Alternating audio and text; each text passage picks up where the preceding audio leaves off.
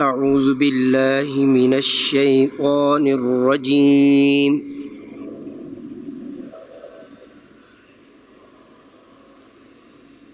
بسم الله الرحمن الرحيم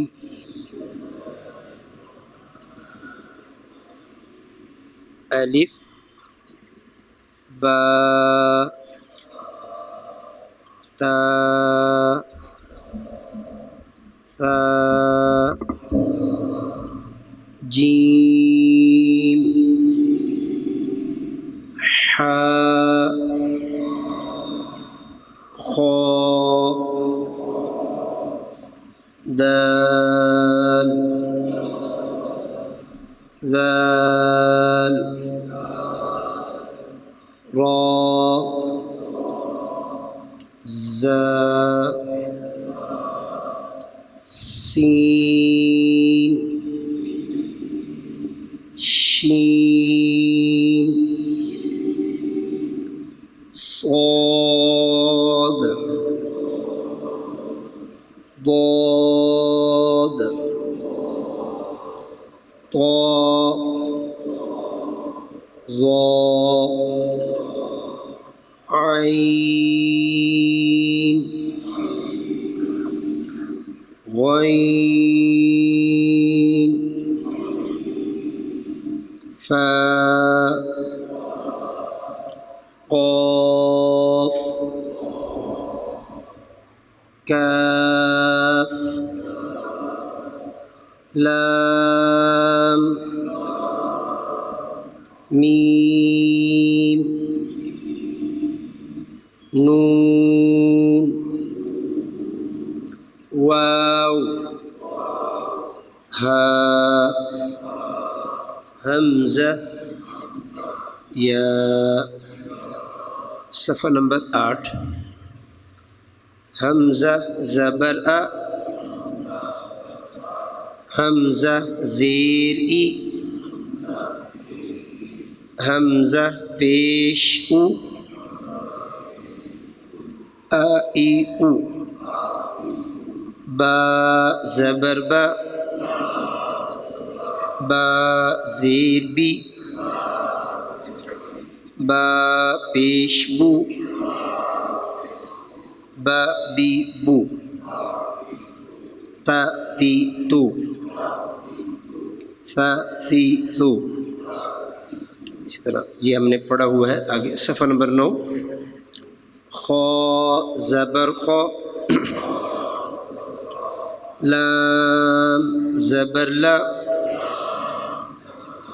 خالا قاف زبر قا خلق ذكر نظر عدل صاد زبر صا دال زبر دا صاد قاف زبر قا صدق حسن اذن.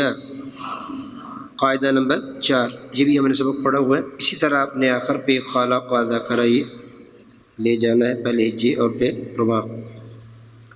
قاعدہ نمبر 4 تنوین حمزہ دو زبر ان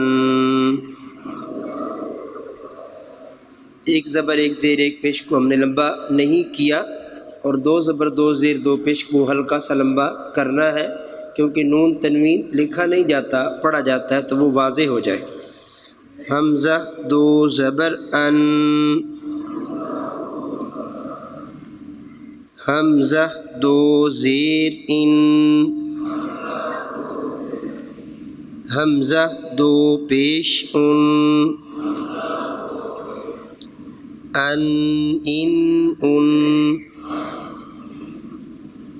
ہن ہن عین دو زبر عن عین دو زیر عن عین دو پیش عن عن عن عن اسی طرح آخر تک آپ نے پڑھا. کل یہ بھی ہمارا سبق کمپلیٹ ہوا. صفحہ نمبر 10 قاعدہ نمبر 5 تلفظ اور صفات الحروف میں احتیاط. حروف قلقلہ 5 ہے، اوپر لکھا ہوا ہے حروف قلقلہ ہلانے والے حرکت دینے والے 5 ہیں. قاف طا با جیم دال. یہ جب ساکن ہوں گے تو ان کو ہلا کر پڑھا جائے گا. آگے انہی کے بارے میں جو مشق ہے وہ کریں گے تو 5 لفظ جو ہیں وہ ہل جائیں گے، باقی جو ہیں وہ ان کو پکڑ کے پڑھنا ہے، قابو کر کے، وہ لفظ ہلنے نہیں دیتے. اس کے بعد دوسرے نمبر پہ حروف حلقی جو حلق سے ادا ہونے والے ہیں وہ بھی آپ کو بتائے ہیں. 6 ہے. حمزہ ہا عین ہا غین خا. حمزہ ہا حلق کے آخری حصے سے جو سینے کی جانب ہے وہاں سے ادا ہوتے ہیں. عین ہا وسط حلق سے اور غین خا ادنی حلق سے یا ابتدائی حلق سے وہ ادا ہوتے ہیں جو منہ کی جانب ہے. اس کے بعد حروف مستعلیہ جو ہر حال میں پر پڑے جاتے ہیں، یہ بھی آپ کو پہلے دن ہی بتا دیا تھا. یہ 7 ہیں. خا صاد ضاد طا ظا غین قاف. یہ ہر حال میں پر پڑے جائیں گے. زبر ہوگی، زیر ہوگی، پیش ہوگی یا جزم ہوگی، پڑھنے میں آئیں گے تو پر پڑے جائیں گے.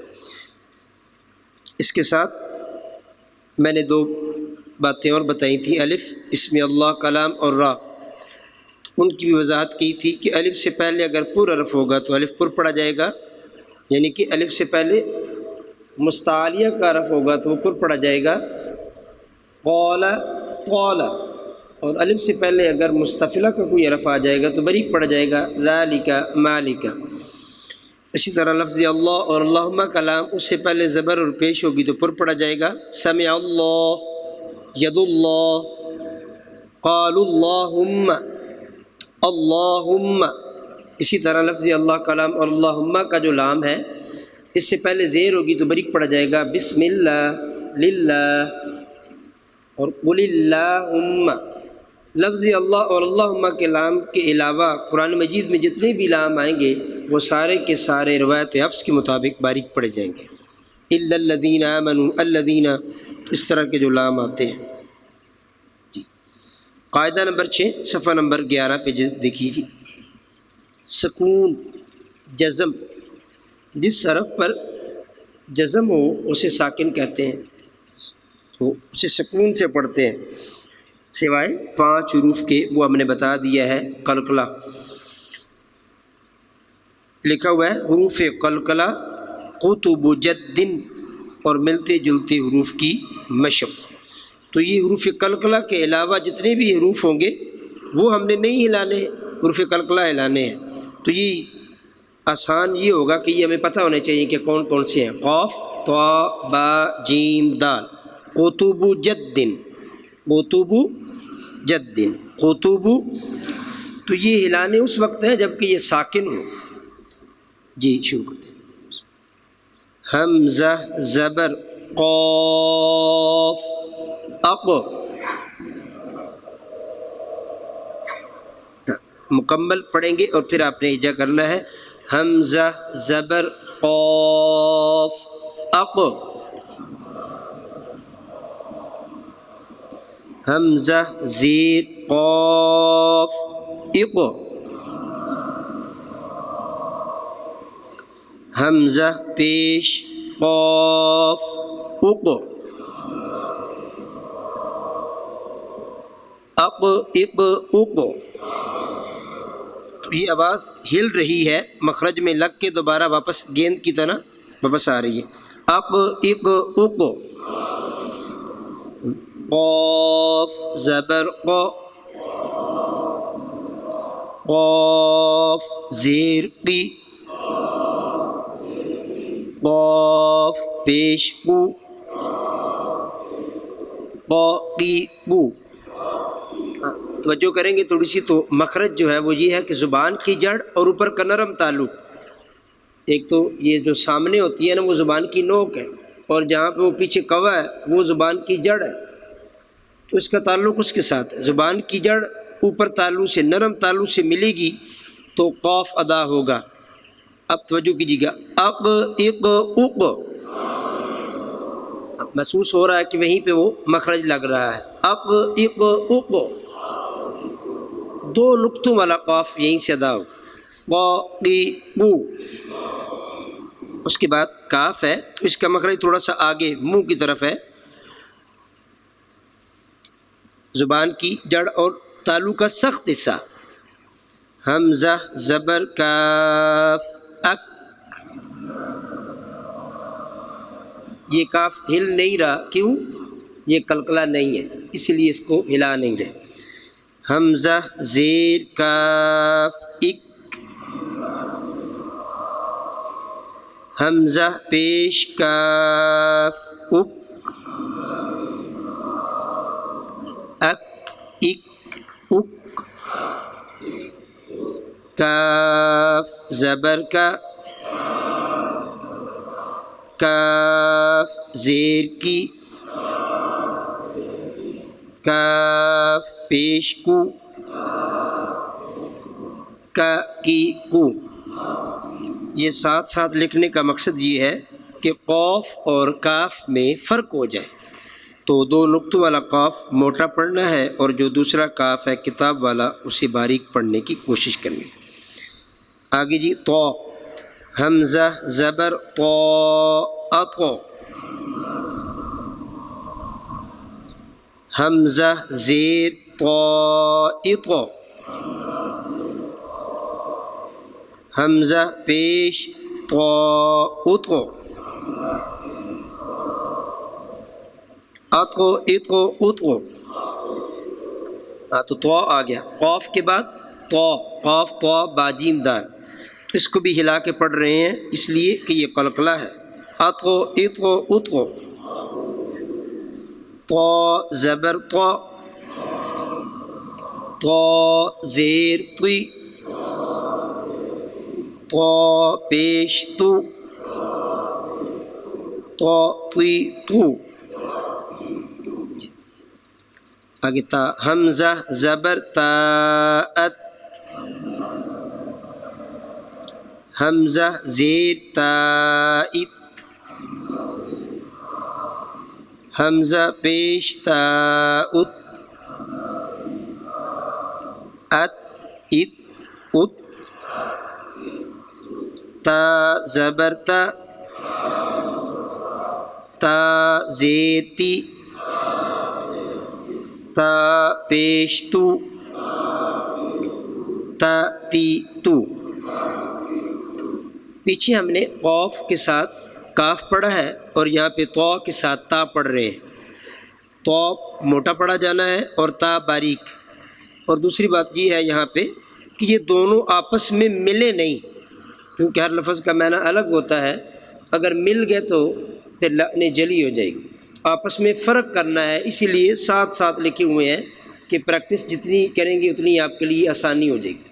اب اتغو اتغو اتغو، یہ تا، یہ تو ہے، تا نہیں ہے، تو جب تا آئے گا تو ات ات ات، تو قرآن مجید میں جب ملے جلے لفظ آئیں گے عربی کے تو تا اور تو میں آپ نے فرق کرنا ہے، اور اسی طرح جس طرح یہاں آپ کر رہے ہیں۔ لفظ آگے جی، با، حمزہ زبر با اب، حمزہ زیر با اب، حمزہ پیش با اب، اب اب اب، تو یہ ہل رہا ہے اس لیے کہ یہ قلقلہ ہے، حرکت دے کے پڑھا جائے گا، ہلا کے پڑھا جائے گا، اب اب اب، جنبش دی جائے گی۔ با زبر با، با زیر بی، با پیش بو، با بی بو، واو، حمزہ زبر واو او، حمزہ پیش واو او او او، پہلا واو لین ہے، دوسرا مدہ، اور واو سے پہلے زیر جو ہے حمزہ کے ساتھ کبھی قرآن مجید میں نہیں آئی، اسی لیے نہیں لکھی ہوئی حمزہ زیر واو، تو یہ قرآن مجید میں نہیں ہے، اسی لیے یہاں پر نہیں لکھی ہوئی، تو یہ بنتا بھی نہیں۔ واو زبر و، واو زیر وی، واو پیش وو، وی وو، ہونٹوں کو گول کرنے سے واو ادا ہوتا ہے۔ حمزہ زبر جیم اج، حمزہ زیر جیم اج، حمزہ پیش جیم اج، اج اج اج، جیم زبر جا، جیم زیر جی، جیم پیش جو، جا جی جو، جیم بھی قلقلہ میں شامل ہے۔ جیم کے بعد دال، حمزہ زبر دال اد، حمزہ زیر دال اد، حمزہ پیش دال اد، یہاں پہ حمزہ پیش دال اد وہ کتابی غلطی ہو گئی، جو لکھنے والے پرنٹ کرنے والے ہوتے ہیں ان سے رہ گیا، تو اسی لیے ہم تیسرا لفظ ساتھ ملا لیتے ہیں۔ حمزہ پیش دال اد،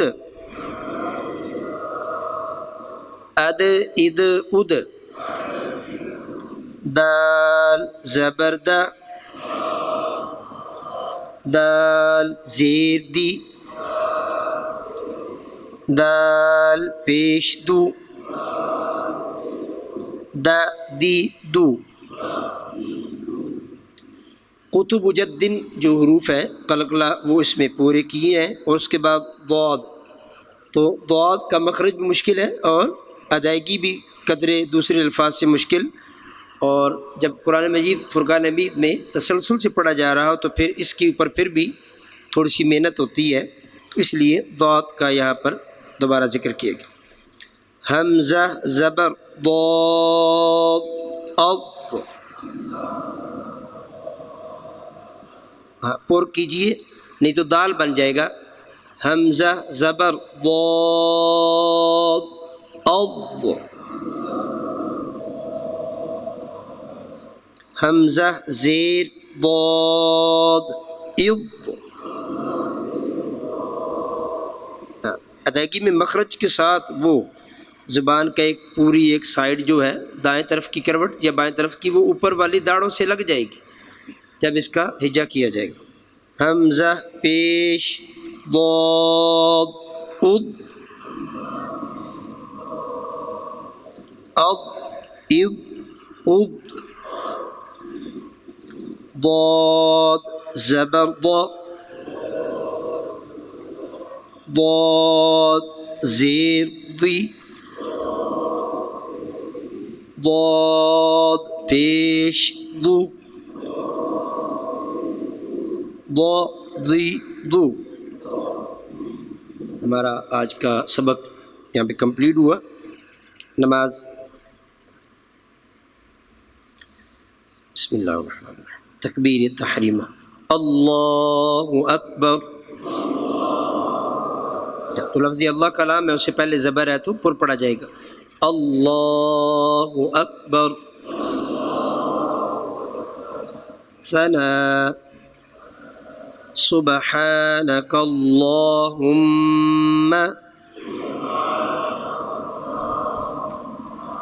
ہم پہ غنہ کیوں کیا ہے؟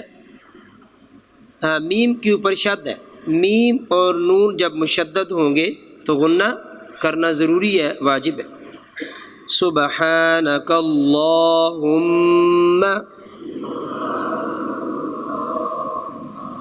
وبحمدک وتبارک اسمک، را پر ہے، زبر ہے، وتبارک اسمک وتعالی جدک ولا الہ غیرک،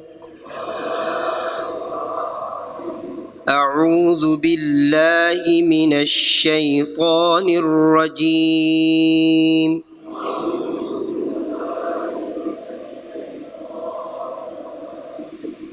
بسم اللہ الرحمن الرحیم۔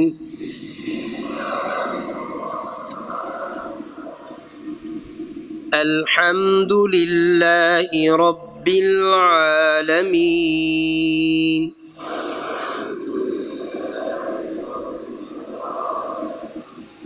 الرحمن الرحیم،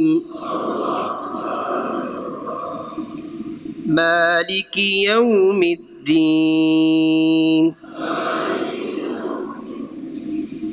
ایاک نعبد و ایاک نستعین،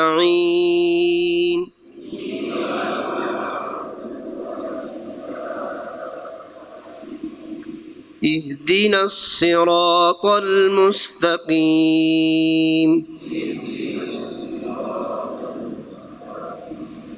صراط الذین انعمت علیہم،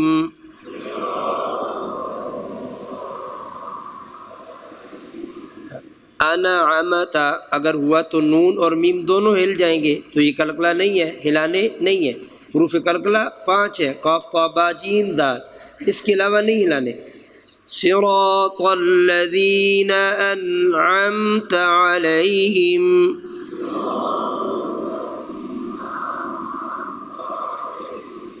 غیر المغضوب علیہم ولا الضالین۔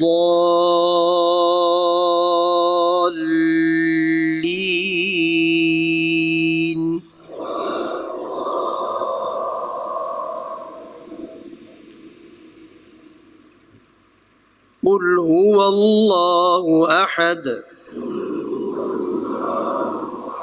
اللہ الصمد لم یلد ولم یولد ولم یکن له کفوا احد، اللہ اکبر۔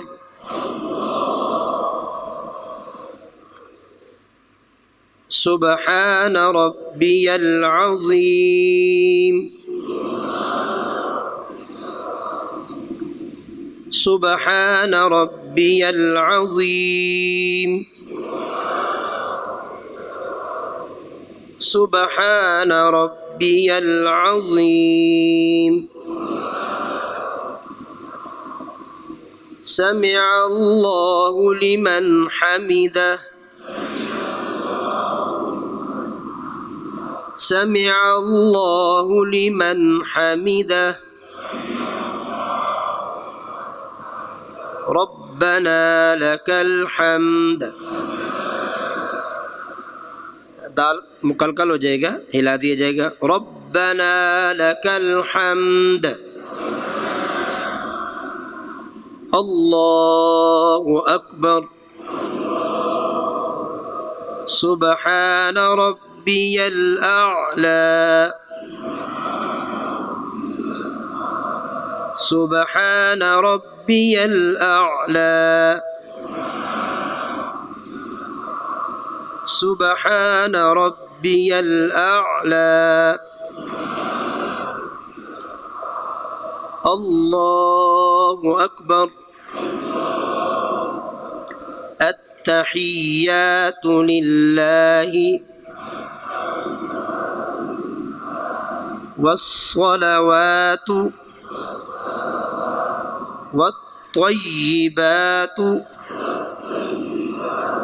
السلام عليك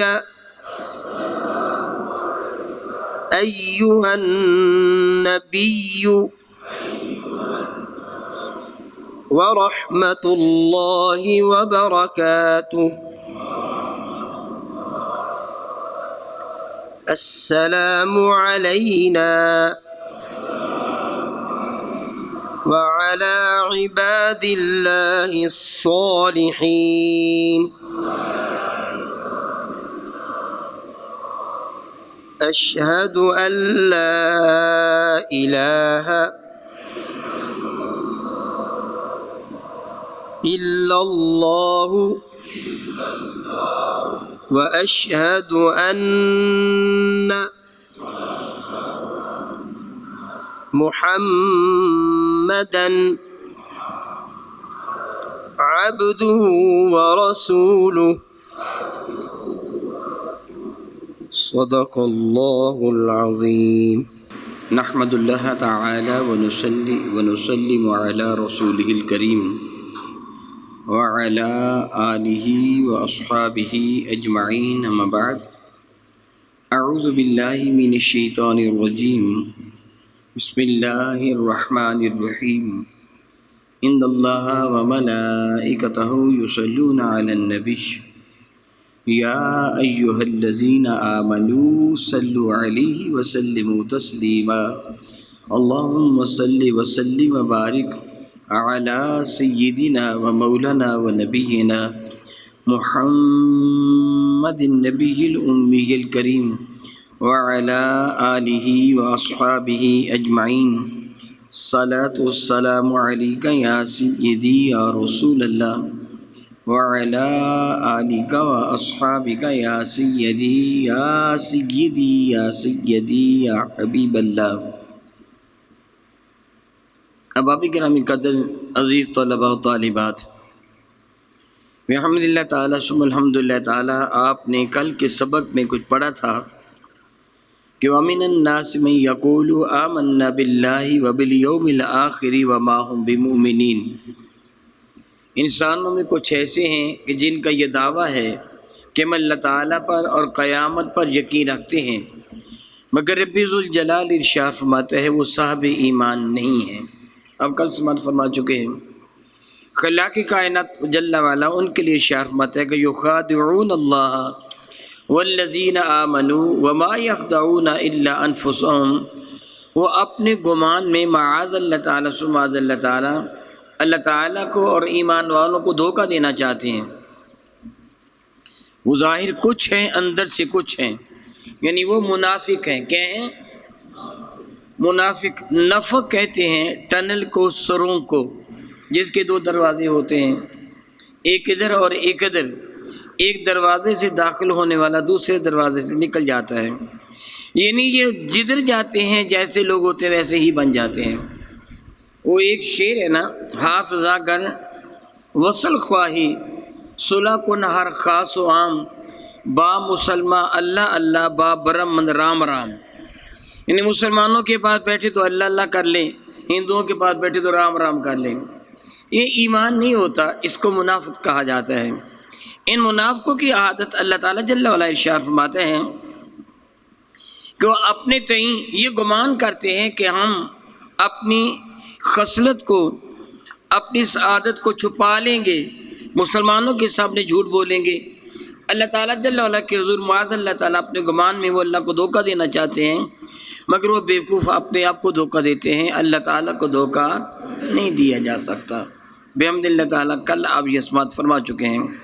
رب کریم فرماتا ہے دراصل بات کیا ہے، فی قلوبہم مرض، ان کے دل میں مرض ہے، بیماری ہے، اور وہ بیماری منافقت کی ہے، یعنی میرے کریم آقا کی دشمنی کی بیماری ان کے دل کے اندر ہے۔ گستاخی مصطفیٰ کا جو کینسر کا مرض ہے ان کے دل کو تباہ و برباد اس نے کر کے رکھ دیا ہے۔ فزادہم اللہ مرضا، اللہ اکبر اللہ اکبر اللہ اکبر۔ گستاخی مصطفیٰ کریم کو اللہ تعالیٰ جل وعلا شفا نہیں دیتا۔ روحانی مرض سے. رب کریم فرماتا ہے کہ اللہ تعالیٰ نے ان کے مرض کو بڑھا دیا. وَلَهُمْ عَذَابٌ علیم، ان کے لیے المناک دردناک عذاب ہے. بحمد اللہ تعالیٰ ثم الحمد للہ تعالیٰ آپ نے حروف کی پریکٹس کرتے ہوئے تھوڑا سا پڑھا ہے کہ حمزہ زبر آ اور عین زبر آ، عین زبر آ اور آ میں فرق ہونا چاہیے. علیم کا معنی ہوتا ہے المناک دردناک، اور علیم کا معنی ہوتا ہے جاننے والا. اب یہاں ہم کیا پڑھیں گے؟ عذاب عذاب علیم. عذاب، عذاب کی بجائے عذاب نہیں پڑھیں گے.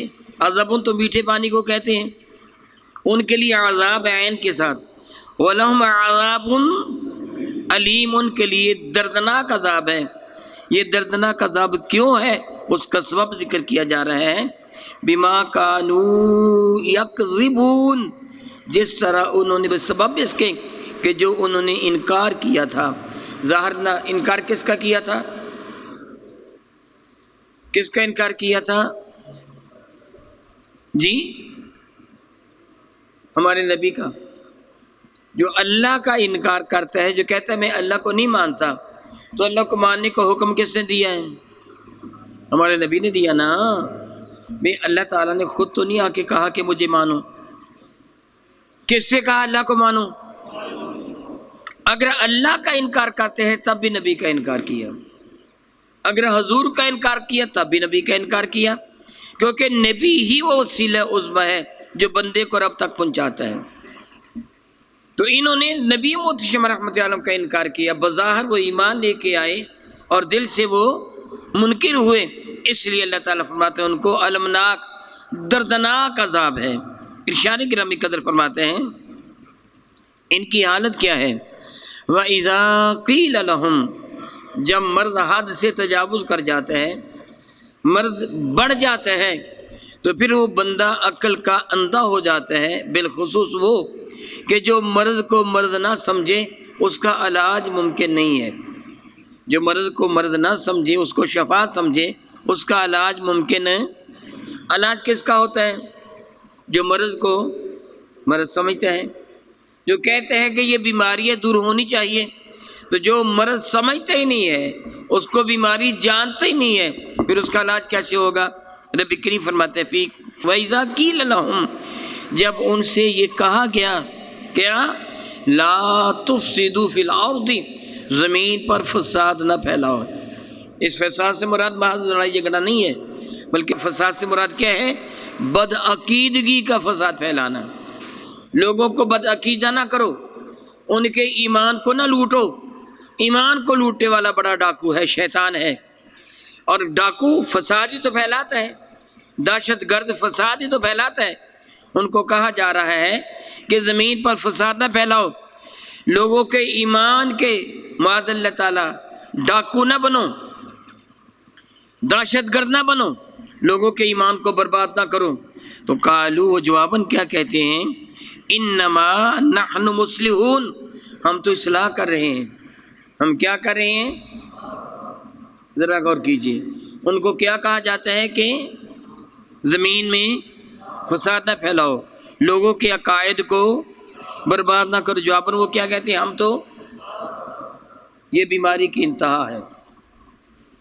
جس طرح آج کل غامدی اور انجینئر محمد علی مرزا وہ لوگوں کے عقائد کو برباد کر رہے ہیں. لوگ بیچارے حقیقت کو سمجھتے نہیں ہیں، کیونکہ علم کا کمال نہیں ہے. چند دن پہلے میرے پاس کراچی سے ایک ڈاکٹر صاحب تشریف لائے تھے، MBBS ہیں، میرے بیٹے کے وہ کلاس فیلو تھے، اور وہ اس سے بہت زیادہ متاثر تھے. تھوڑی دیر تک میرے پاس وہ بیٹھے اور انہوں نے سوالات کیے، تو میں نے حدیث نبویہ سے ان کو جوابات دیے. تو پھر ان کو پتہ چلا کہ حقیقت کیا ہے. میں اس کے لیے آپ کے سامنے ایک مختصر سی مثال پیش کرتا ہوں. وہ تو تقریباً 2-3 گھنٹے انہوں نے سوالات کیے تھے اور میں نے ان کو جوابات دیے، بہت حد تک مطمئن ہو کے گئے.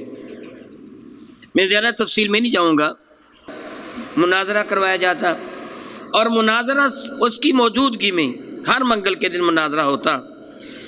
کچھ عرصہ کے بعد اس سے محسوس کیا کہ معتزلہ کا مذہب جو ہے نا وہ اعلیٰ ہے، وہ صحیح ہے، چنانچہ وہ معتزلی ہو گیا، اور اس نے پھر حکم دیا کہ جو بھی اعتزال سے معتزلہ ہونے سے انکار کرے اس کو قتل کر دیا جائے، سخت سزائیں دی جائیں۔ حضرت سیدنا امام احمد بن حنبل پر بڑا ظلم و ستم کیا گیا، دو گنڈے قسم کے پہلوانوں کو بلا کر ان کے حوالے کر دیا گیا، دونوں بازو اس کو تھما دیے گئے، ایک پہلوان نے ایک بازو پکڑا، دوسرے نے دوسرا بازو پکڑا، وہ جھٹکا دے کے ادھر کھینچتا تھا، وہ جھٹکا دے کے ادھر کھینچتا تھا، ان کے دونوں بازو اکھاڑ دیے گئے تھے۔ ان پہ ظلم و ستم کی انتہا کی گئی تھی، یہ معتزلین ہو رہے تھے۔ اب میں بتاتا ہوں کہ ان کو پہ ظلم کیوں کیا گیا۔ عام طور پر آپ کیا سمجھیں گے، مرزا یہ جو انجینئر ہے نا، اس کا انداز کیا ہے گمراہ کرنے کا، میں آپ کو احساس دلاتا ہوں۔ معتزلہ کے نزدیک باقی سارے کے سارے جو عقائد ہیں برے عقائد ہیں، میں ان کو ایک طرف رکھ رہا ہوں، میں تفصیل میں نہیں جاؤں گا، صرف ایک بات کر رہا ہوں۔ وہ کہتے تھے کہ قرآن کریم مخلوق ہے۔ کیا کہتے تھے؟ سارے بتائیں گے کیا کہتے تھے؟ قرآن کریم وہ سچ کہتے تھے کہ جھوٹ؟ کس طرح جھوٹ کہتے تھے؟ آپ کے پاس کیا دلیل ہے جھوٹ کہتے تھے؟ یہ کیا ہے میرے پاس؟ بتائیے، یہ کیا ہے؟ یہ مخلوق ہے کہ نہیں؟ یہ کسی چھاپا خانہ میں چھپا ہے کہ نہیں؟ چھپا ہے؟ پہلے یہ تھا؟ جی نہیں تھا، اب چھپ کے بازار میں آ گیا، اس کی جلد بندی کی گئی، اس کا کاغذ خریدا گیا، چھاپا خانہ میں چھپا۔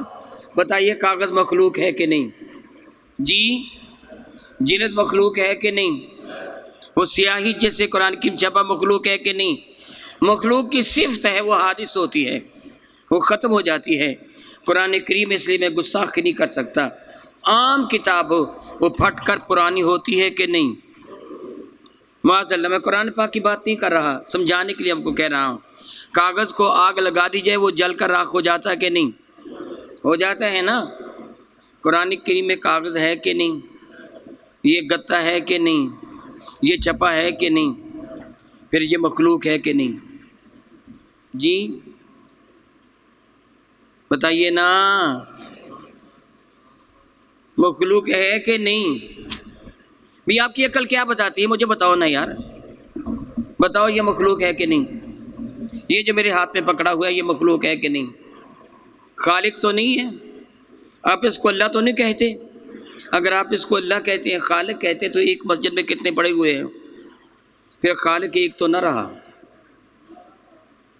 میری بات آپ کی سمجھ میں آ رہی ہے کہ نہیں آ رہی ہے؟ پھر یہ کیا ہے؟ تو پھر امام احمد بن حنبل نے کیوں نہیں مانا؟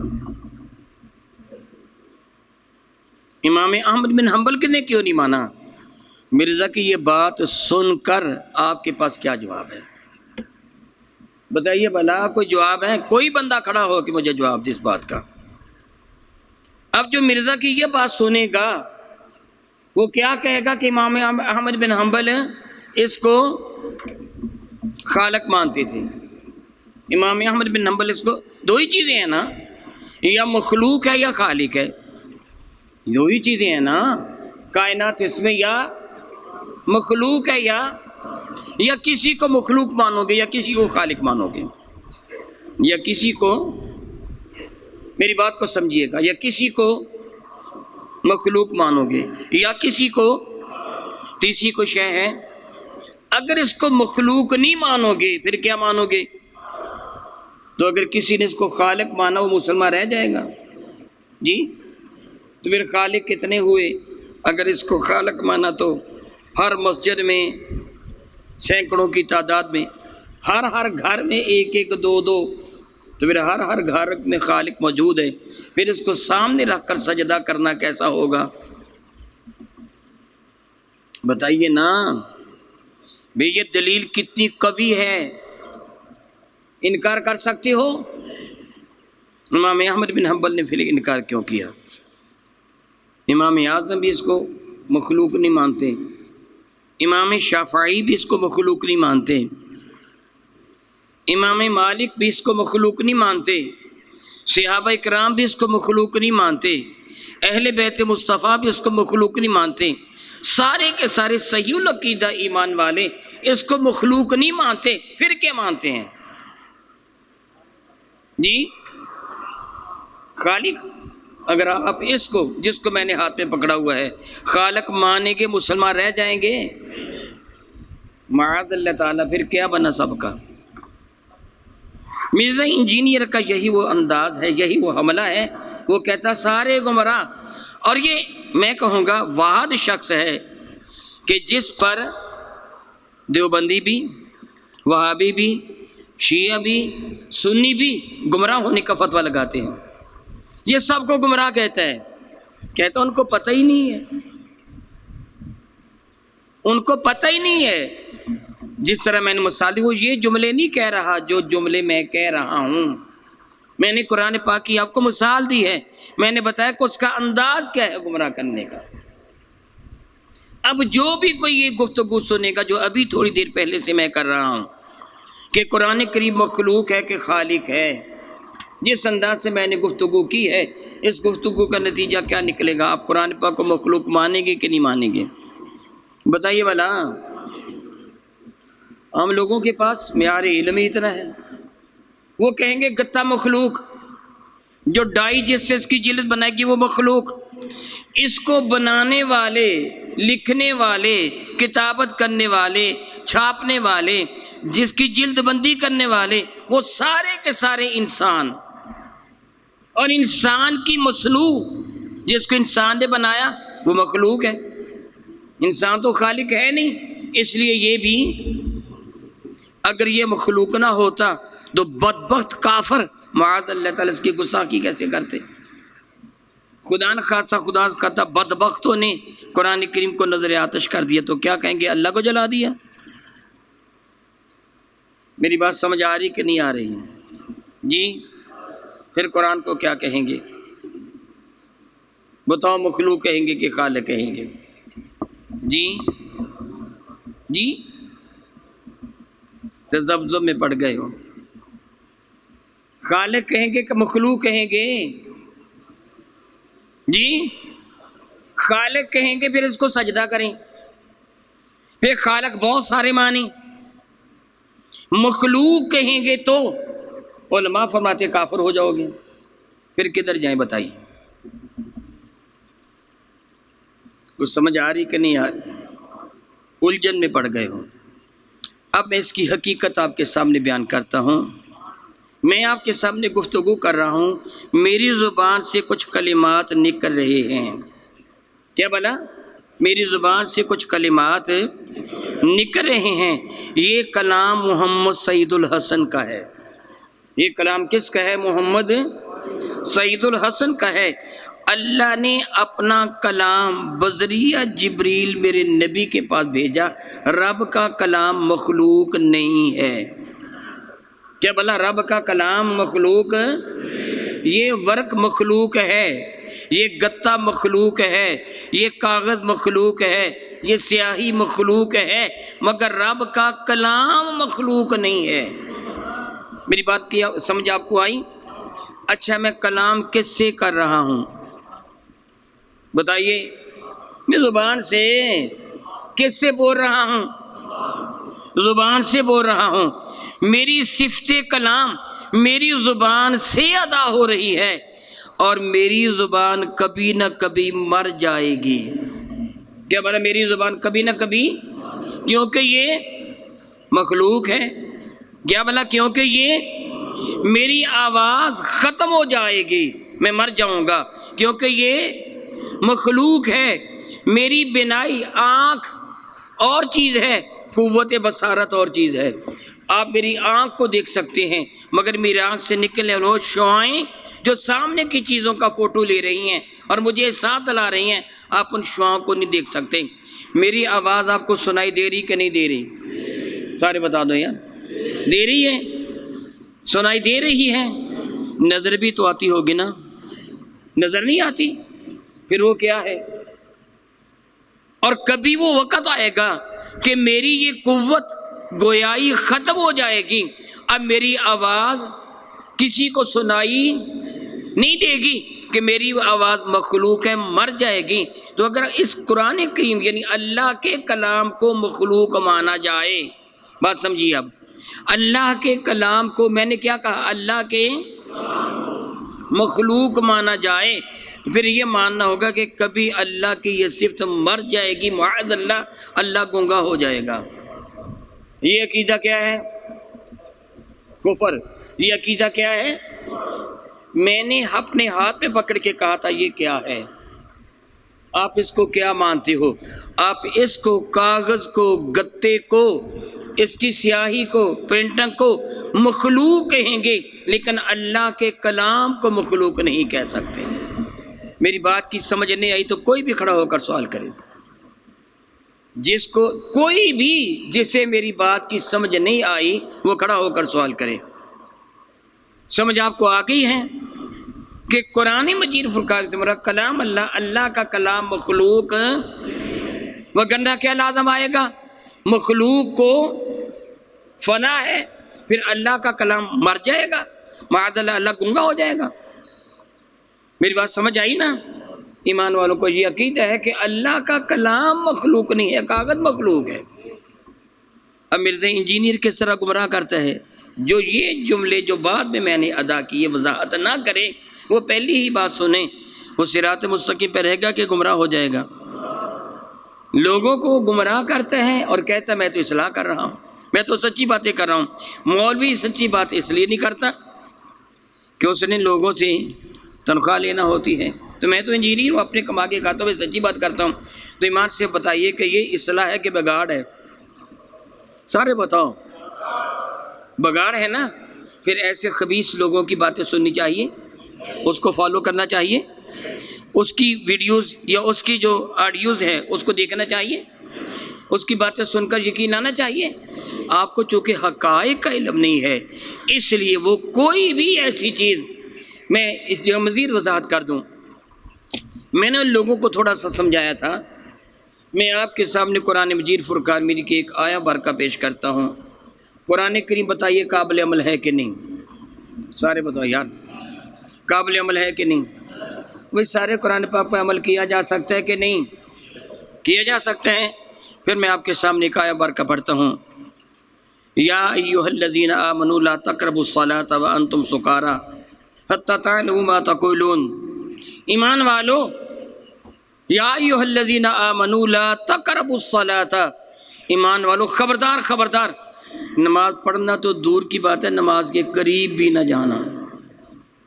کیا بڑا نماز کے وَأَنْتُمْ سُكَارَىٰ، اس سال میں کہ تم نشہ کر رکھا ہو۔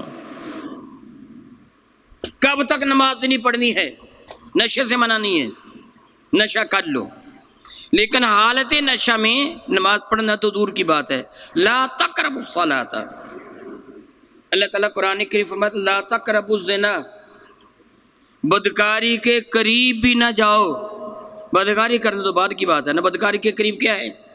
مرد عورت تنہا کسی کمرے میں نہ بیٹھیں، لوچدار انداز میں ایک دوسرے سے گفتگو نہ کریں، گانے وانے نہ سنیں، وہ ساری کی ساری چیزیں جو بدکاری کی جانب ترغیب دے رہی ہیں وہ بھی حرام اسی جملے سے ہوئی ہیں۔ یہ جو جملہ نا وَلَا تَقْرَبُوا الزِّنَا، زنا تو بعد کی بات ہے نا، اس کے قریب بھی نہ جاؤ۔ قریب جانے سے مراد کیا ہے؟ وہ سارے کے سارے سورسز اور وسائل جو اس چیز کی ترغیب دیتے ہیں وہ بھی چھوڑ دینے فرض ہیں، اگر نہ چھوڑو گے تو قرآن کے منکر بنو گے۔ گانا حرام ہے، کیوں حرام ہے؟ اس کی ترغیب دیتے ہیں۔ تنہا مرد عورت کے کمرے میں بیٹھنا حرام ہے، کیوں حرام ہے؟ اس چیز کی ترغیب دیتا ہے۔ عورتوں کا لوچدار آواز میں مردوں سے گفتگو کرنا حرام ہے، کیوں حرام ہے؟ کہ اس کے دل کے مرد کو بڑھاتا ہے، ترغیب بدکاری دیتا ہے۔ یہ ساری چیزیں حرام ہو گئیں۔ گویا بدکاری جدا بات ہے، جو مبادیات ہیں، جو ابتدائی چیزیں وہ بھی نہ کرو۔ تو اللہ یہاں کیا فرماتا ولا تقربوا الصلاۃ، نماز کے قریب بھی نہ جاؤ، وضو بھی نہ کرنا، مسواک بھی نہ کرنا، اذان بھی نہ دینا، قریب بھی نہ جانا نماز کے۔ کس سال میں؟ وہاں تم سکارا، جب تم نے نشہ کر رکھا ہو۔ نشے سے تو منع نہیں کیا، کس سے منع کر دیا؟ کب تک تم نماز نہیں پڑھو گے؟ حتی تعلموا ما تقولون، جب تم کو پتہ نہ چلے تم کہہ کیا رہے ہو، تمہارا نشہ اتر نہ جائے۔ یہ میں نے کس کتاب کی جو عبارت پڑھی ہے؟ قرآن کریم کی. عمل کرنا چاہیے نا اس پر. جی کرنا ہے نا، سارا قرآن ہی قابل عمل ہے نا. اب شراب پینا جائز ہے لیکن اس دوران نماز پڑھنا جائز نہیں ہے. تو ایک آدمی صبح سے لے کے شام تک ٹون رہتا ہے شراب میں، وہ کہتا ہے رب نے مجھے کہا ہے تو نماز نہ پڑھا کر، قریب بھی نہ جانا نماز کے. اس لیے میں تو قرآن کی آیت پر عمل کرتا ہوں. وہ قرآن کی آیت پہ عمل کرتا ہے کہ نہیں کرتا؟ کرتا ہے. آپ کو ماننا پڑے گا. رب نے حکم دیا ہے، رب نے حکم دیا ہے. اب مرزا یہ آیت مبارکہ پیش کر کے، مولوی کو کیا پتا کہ رب فرماتا ہے نشہ کر لیا کرو. میں ثابت کرتا ہوں، دیکھو قرآن میں لکھا ہے نشہ کر لیا کرو. قرآن کریم نے حکم دیا. پھر وہ حدیث بھی، حدیث مبارکہ بھی ہے. حدیث مبارکہ کیا ہے؟ نماز مغرب کے بعد ایک صحابی کے یہاں کھانے کی دعوت تھی. کھانا کھایا، کھانا کھانے کے بعد شراب نوشی کا دور شروع ہوا. اور شراب پی کس نے؟ وہ صحابہ نے. مان لو کنہوں نے پی تھی؟ یہ کہاں سے ثابت ہے؟ حدیث مبارکہ سے ثابت ہے. شراب پی تھی صحابہ نے، اور نماز عشاء کا وقت ہو گیا. اپنے میں سے ایک کو، میں جان بوجھ کر نام نہیں لے رہا، اگر علماء تشریف فرمائے نا جس طرح بیٹھے ہیں ان کو علم ہے وہ صحابہ کون تھے. حدیث مبارکہ میں ان کا نام بڑے جیے شخصیت ہیں. ان کو بحیثیت امام مصلی پہ کھڑا کر دیا، ہمیں جب نماز پڑھاؤ. اب شراب پی رکھی تھی نا، تو امام صاحب نے پڑھا قل یا ایھا الکافرون لا اعبد ما تعبدون. یہ سورہ مبارکہ پڑھی. یہ سورہ مبارکہ اللہ تعالیٰ جل وعلا نے کافروں اور مسلمانوں کے درمیان ایک واضح تفریق کے انداز میں اس میں ذکر کیا گیا ہے کہ محبوب مکرم کل آپ فرما دیجئے یا ایھا الکافرون، وہ کافرو لا اعبد ما تعبدون، میں نہیں عبادت کرتا کبھی بھی اس کی جس کی عبادت تم کرتے ہو. کفار نے مطالبہ کیا تھا نا کہ آپ ہمارے بتوں کو برا نہ کہیں، ہم تمہارے رب کو برا نہیں کہتے. اور بعض نے مطالبہ کہ ایک سال آپ ہمارے بتوں کو پوج لیں، ایک سال ہم تمہارے رب کو پوج لیں گے. مل جل کے رہتے ہیں، صلح صفائی کر لیتے ہیں. تم ہمارے بتوں کو نہ برا کہو، ہم تمہارے رب کو نہیں برا کہتے. تو اللہ تعالیٰ نے اس چیز کو واضح فرما دی. ان کو فرما دو بدبختو، او یہ کافرو لا اعبدو، میں ہرگز عبادت نہیں کرتا ما تعبدون، جس کی عبادت تم کرتے ہو. ولا انتم عابدون ما اعبد، اور تم بھی اس کی عبادت نہیں کرتے ہو جس کی میں کرتا ہوں. کیونکہ اگر بتوں کے ساتھ اپنے رب کی بات کرو گے گویا تم نے رب کی عبادت کی ہی نہیں ہے. تم نے اس کی عبادت کرتی جس کی میں کرتا ہوں. اللہ حضر کے آس لا بمانے نہیں، لا اعبدو میں عبادت نہیں کرتا، ما تعبدون جس کی تم، ولا انتم اور تم بھی عبادت نہیں کرتے جس کی میں کرتا ہوں. آخر میں فرمایا لکم دینکم ولی دین، تمہارے لیے تمہارا دین دفع ہو جو میرے لیے میرا دین. آخر میں یہ فرما دیا. تو اب امام صاحب جو اس وقت بنے تھے انہوں نے سارے لا چھوڑ دیے. امانہ کیا بن گیا؟ اے کافروں میں انہی کی بات کرتا ہوں جن کی تم کرتے ہو، اور تم بھی اس کی بات کرتے ہو جس کی میں کرتا ہوں. اللہ حضرت کے ہاتھ. اب یہ معنی صحیح بنا کہ کفریہ؟ اب ایک بندہ کہے میں بتوں کی بات کرتا ہوں، اور بت برسوں کہو تم بھی اس کی بات کرتے ہو جس کی میں کرتا ہوں، تو پھر یہ کافروں کے ساتھ مل گیا کہ نہیں؟ اقرار کفر کیا کہ نہیں؟ تو سارے بتا دو.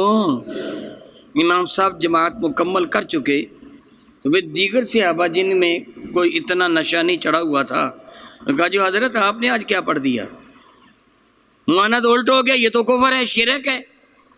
اب کیا بنا؟ اب ہمارے سب کی حالت کیا ہو گئی، نماز کی حالت کیا ہو گئی؟ یہ سارے یہ قضیہ لے کر، یہ مقدمہ لے کر میرے نبی کے دربار اتم میں حاضر ہوئے. یا رسول اللہ آج ہمارے سر یہ حادثہ پیش آ گیا، فرمائیے کیا کریں؟ تو رب کائنات نے آیا برکت نازل فرمائی لا تقربوا الصلاۃ وانتم سکارا، ایمان والو جب تم نے نشہ کر رکھا ہو تو نماز نہ پڑھو. ثابت کیا ہوا؟ صحابہ شراب کہہ دیجئے صحابہ شراب پیتے تھے. اللہ نے منع نہیں کیا، اللہ نے منع، البتہ فرمایا شراب پی کر نماز نہ پڑھا کرو جب تک اس کا نشہ نہ اتر جائے۔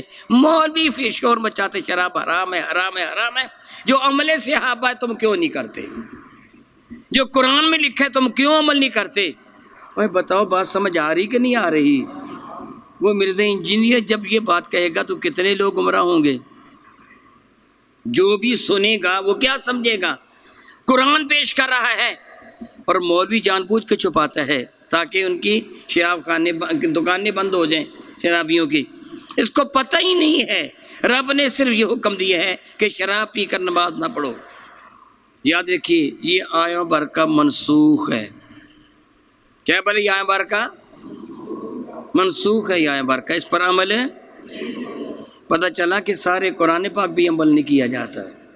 پتہ کہ چلا سارے قرآن پاک پر بھی عمل نہیں کیا جائے گا۔ ایک عام آدمی کو کہے کہ سارے قرآن پاک پہ عمل نہیں کیا جاتا، وہ بندہ پریشان ہو جائے گا۔ وہ کہے کہ تم نے یہ کیا کہہ دیا، تم نے یہ کیا کہہ دیا۔ میں پورا نام نہیں لیتا، میں ٹیلی ویژن پر گفتگو کرنے کے لیے گیا تھا تو میں نے یہ کہہ دیا کہ ہر حدیث قابل عمل نہیں ہے۔ تو جو اینکر تھے نا فوراً نے بات بتلا کے دوسرے صاحب کو، مفتی صاحب آپ بات کریں۔ تو بعد میں جب بیٹھے نا وہ کہنے لگے جی آپ نے تو معاملہ ہی گڑبڑ کر دیا تھا۔ میں نے کہا کیا ہوا؟ آپ نے فوراً مجھے توڑ کر کسی اور کو کہا تم گفتگو کرو۔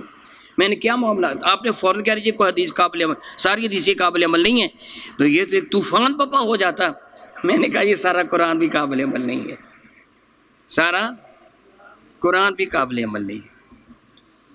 حقیقت یہ ہے کہ جو منسوخ ہے وہ قابل عمل ہے۔ قرآن کریم کتنے عرصہ میں نازل ہوا؟ 23 سال میں۔ میرے نبی نے جو گفتگو 23 سال میں کی ہے ساری کی ساری گفتگو حدیث نبویہ ہیں۔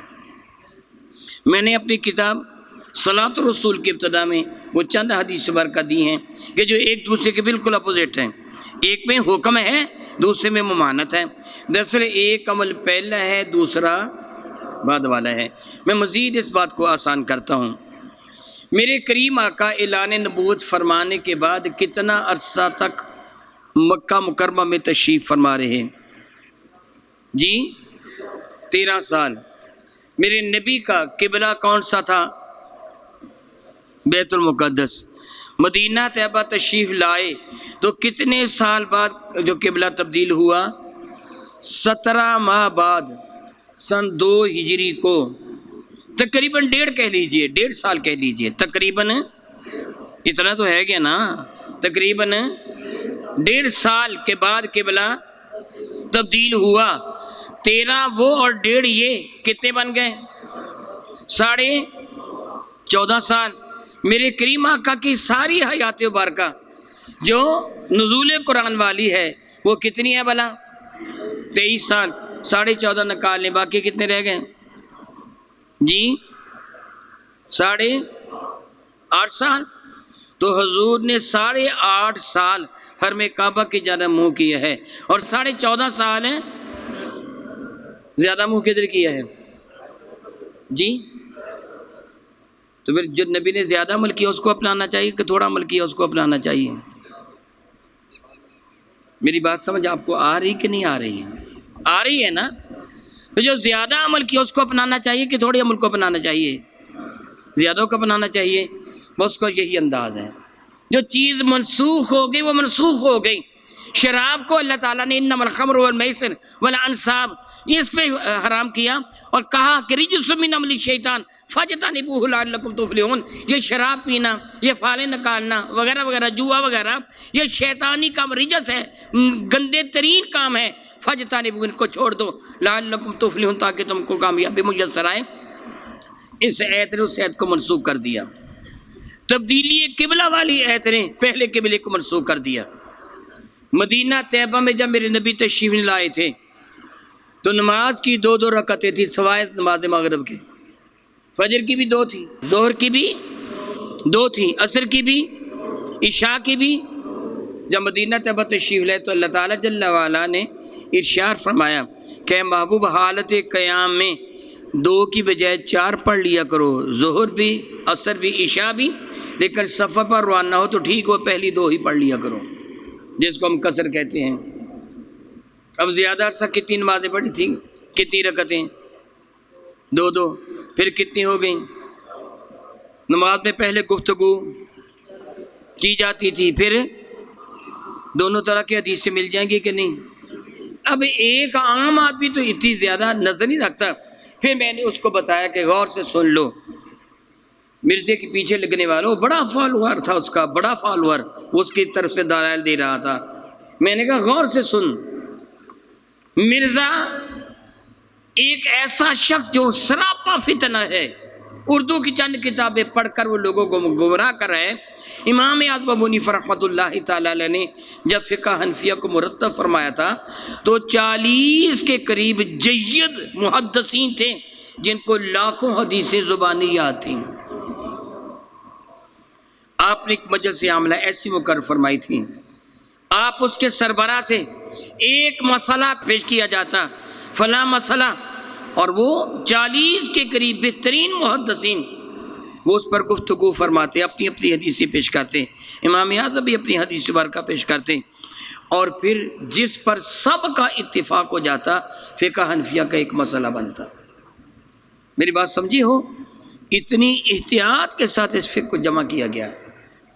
یہ نہیں کہ ایسے ہی کوئی بندہ بیٹھا اور کتابیں لکھنے شروع کر دیں اور لکھ کے لوگ سامنے ثابت کر دیا، کہاں یہ ایک ان پڑھ قسم کا جاہل اور کہاں وہ امام اعظم رحمۃ اللہ تعالی علیہ، اور پھر ان میں بھی نقص نکالتا ہے، سب میں نقص نکالتا ہے، تو اس کے گمراہ کرنے کا یہ طریقہ ہے جو میں نے تھوڑا سا آپ کے سامنے بیان کیا ہے کہ قرآن پاک کی آیہ برکہ پیش کرے گا، حدیث برکہ پیش کرے گا، مگر پیش وہ کرے گا جو منسوخ ہو چکی ہے۔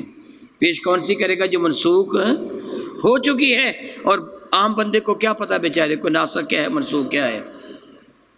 اس لیے حضرت سیدنا علی المرتضیٰ کرم اللہ تعالیٰ وجہ کریم جب کوفہ میں تشریف لائے ہیں تو کسی نے آ کے عرض کیا کہ حضور ایک خطیب صاحب ہیں جو جامع مسجد میں خطبہ ارشاد فرما رہے ہیں اور بڑا پیارا خطبہ دے، بڑی پیاری تقریر کر رہے ہیں، معلوم نہیں لچھے دار تھی کہ بغیر لچھوں کی تھی تقریر، بڑی پیاری تقریر، بڑی علمی گفتگو کر رہے ہیں، تو آپ نے فرمایا اس سے سوال کرو، سے ناسخ و منسوخ کا علم ہے؟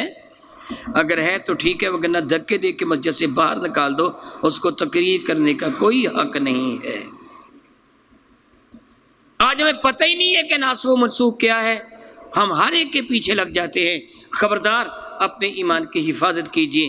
میرا اللہ فرماتا ہے جب ان کو کہا جاتا ہے لا تفسدوا فی الارض، زمین میں فساد نہ کرو، قالوا انما نحن مصلحون، وہ کہتے ہیں فساد نہیں کرتے، ہم تو اصلاح کرتے، دیکھو کتنے لوگوں کو سیدھی راہ پہ لے آئے، حالانکہ انہوں نے ان لوگوں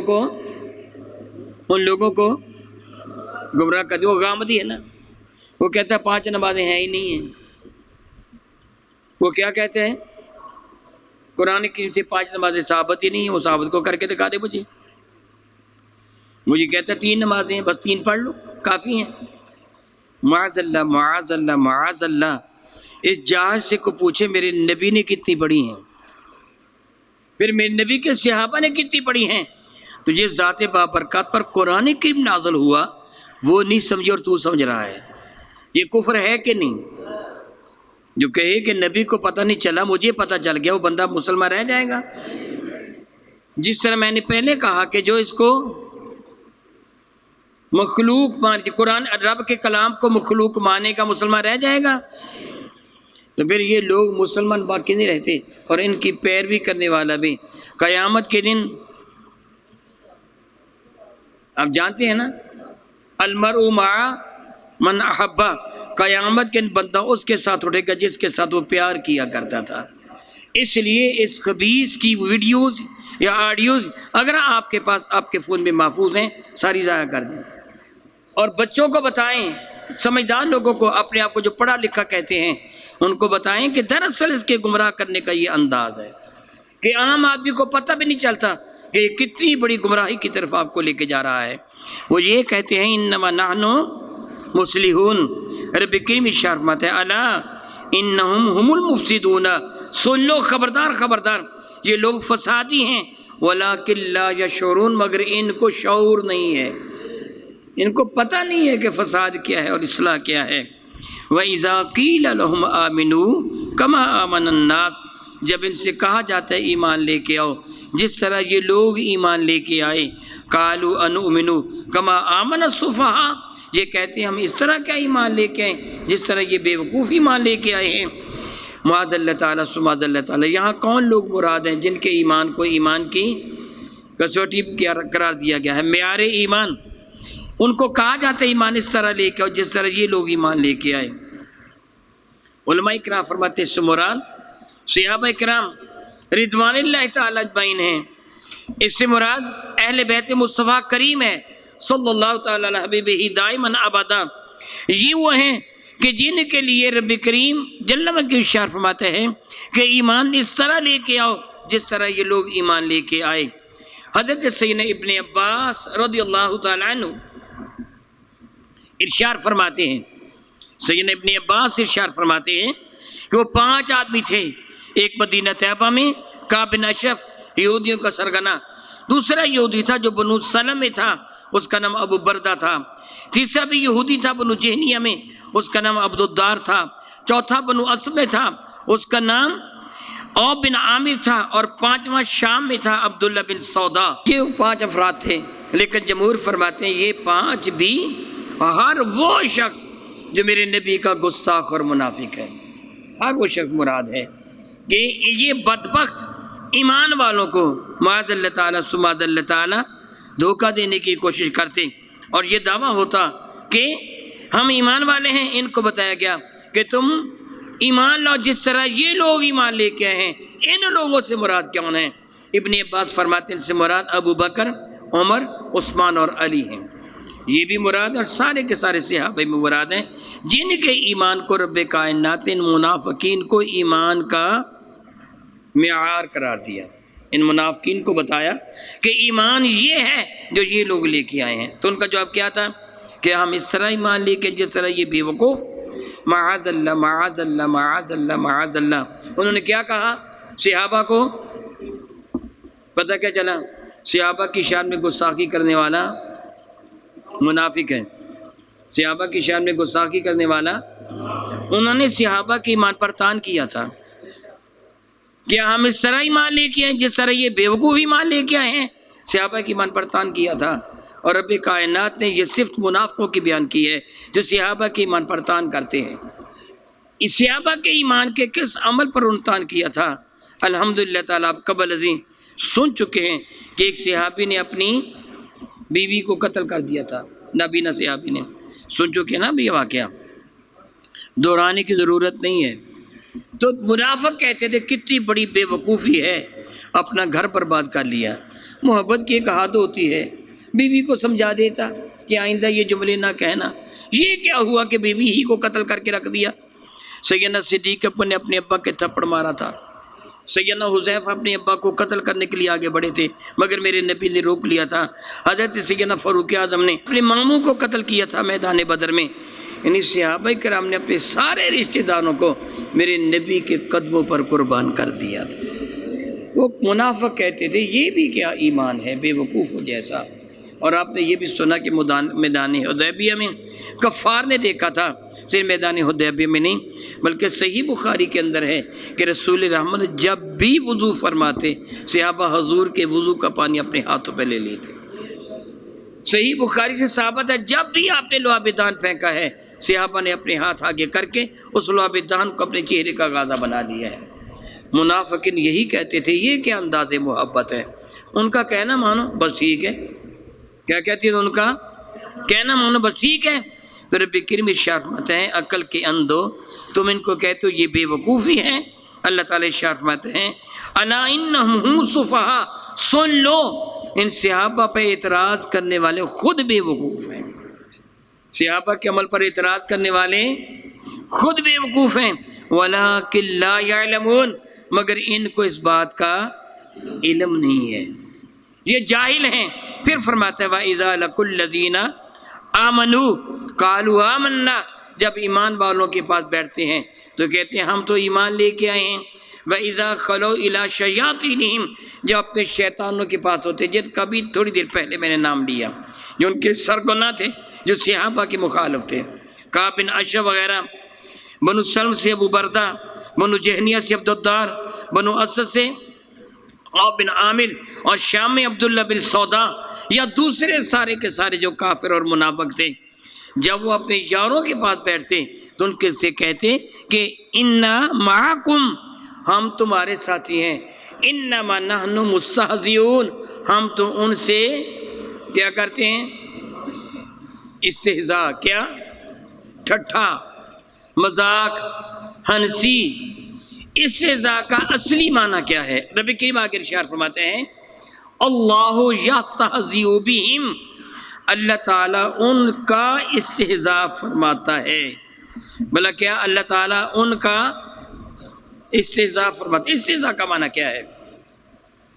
لغت کی کتابوں کو جب آپ تھوڑا سا ان کا وزٹ کریں گے، غور کریں گے، تو استہزاء کا معنی جو سامنے آتا ہے نا، اگر وہ معنی پیش نظر رکھا جائے تو یہ عبارت بہت واضح ہو جاتی ہے، بہت واضح ہو جاتی ہے۔ تفسیر مظہری میں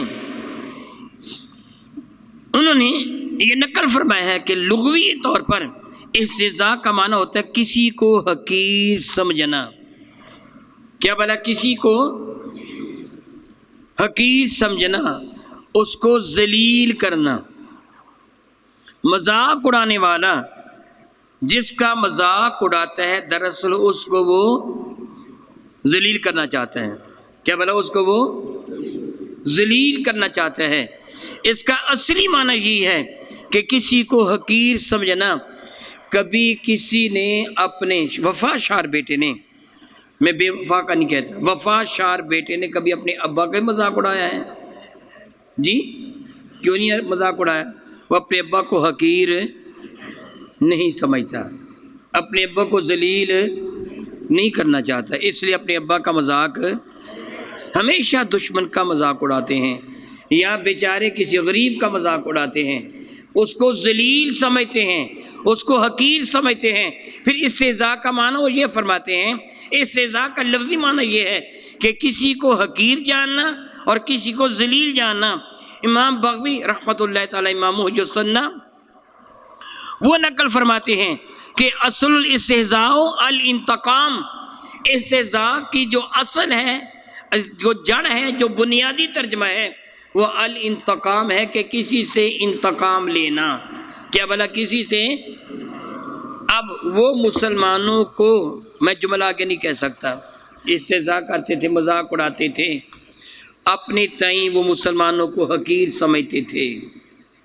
میں کسی کا مذاق اڑاؤں تو میں نے اس کو ذلیل کر دیا، لوگوں کی نظر میں اس کو۔ میری بات آپ کو سمجھ آ رہی کہ نہیں آ رہی؟ پھر جواب دیا کریں نا۔ اگر میں کسی کا مذاق اڑاؤں تو میں نے اس کو لوگوں کی نظر میں، یہ جملہ میں ایمان والوں کو لیے نہیں کہوں گا۔ اب وہ منافق اپنے شیطانوں کے پاس جا کے کہتے تھے ہم تو ان کا مذاق اڑاتے تھے، گویا وہی جملہ کہ میں کسی کا مذاق اڑاؤں تو میں نے اس کو ذلیل کر دیا۔ وہ کہتے کہ ہم تو ان کو ایسے کرتے ہیں، تو اللہ نے فرمایا اللہ یستہزئ بہم، وہ بد کیا کر سکتے ہیں، ان کو اللہ ذلیل فرمائے گا۔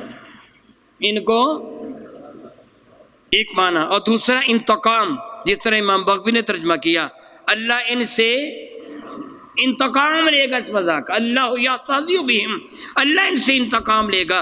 اور جو ترجمہ اعلی حضرت نے بھی کیا کہ اللہ تعالیٰ ان کو ان کے مذاق کی سزا دے گا، اللہ تعالیٰ ان کو ان کے مذاق کی، کسی کو کسی کے جرم کی سزا دینا، یہ اس سے انتقام لینا ہے۔ گویا اس اعتبار سے اللہ یستہزئ بہم کا یہ معنی اللہ ان کا مذاق اڑاتا ہے، یہ ترجمہ نہیں ہے، بلکہ کیا ہے؟ اللہ ان کو حقیر اور ذلیل فرماتا ہے، اور اللہ تعالیٰ ان سے انتقام لیتا ہے۔ وَيَمُدُّهُمْ، ہاں البتہ اللہ تعالیٰ جل وعلا نے دنیا میں ان کو مہلت دے دی ہے۔ کیا بولا؟ دنیا میں ان کو کس بات کی؟ اس گمراہی ذلت میں مزید آگے بڑھنے کی۔ جتنا وہ یہ ذلیل کام کرتا چلے جائیں گے اتنا ذلت میں وہ آگے بڑھتے چلے جائیں گے۔ آگے بڑھتے چلے جائیں گے۔ مدہ یمدو کسی چیز کو لمبا کرنا، جس طرح حروف مدہ آپ نے پڑھیں گے کہ وہ لمبا کرنے والے حروف، بڑی شد و مد سے کام کیا۔ شد کا معنی ہوتا ہے شدت، مد کا معنی ہوتا ہے لمبا کرنا، مراد کھینچا تانی، بڑی کوشش تکلف کے ساتھ کام کیا جائے شد و مد سے۔ ربی کی فرماتے ہیں کہ ان کی زندگی میں، ان کے بظاہر حالات میں ہم نے اضافہ کر دیا۔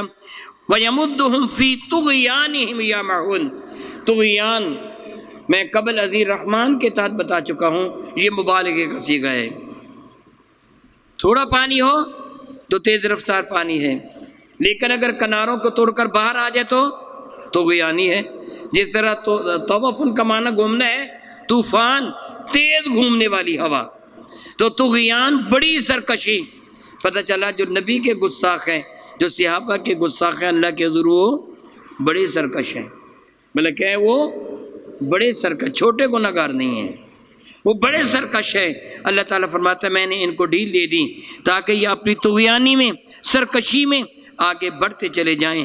رب کریم ارشاد گرامی قدر فرماتے ہیں فی طغیانہم یعمہون، یہ اپنی طغیانی میں اندھے ہو کر آگے بڑھتے چلے جائیں، ان کو پتہ ہی نہ چلے کہ کیا ہو رہا ہے۔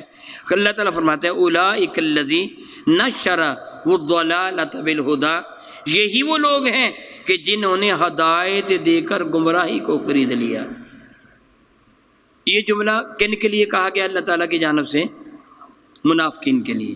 کن کے لیے کہا گیا؟